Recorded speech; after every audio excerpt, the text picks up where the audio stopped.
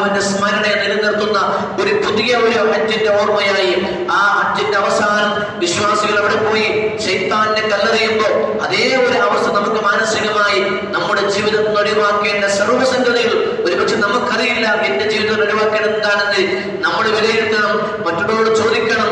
ഞാൻ ചെയ്യുന്ന ഏതൊക്കെ ശരിയാണ്, ഏതൊക്കെ തെറ്റ്? നമുക്ക് പലപ്പോഴും വാദമുള്ളത് ഞാൻ ചെയ്യുന്നതെല്ലാം ശരിയാണ്, എന്റെതെല്ലാം ശരിയാണ്, മറ്റുള്ളവർ തെറ്റാണ്, അവൻ തെറ്റാണ്, അവൻ ശരിയില്ല, അവൻ ശരിയില്ല എന്ന് പറയുന്ന വാദക്കാരാണ് നമ്മളെല്ലാവരും.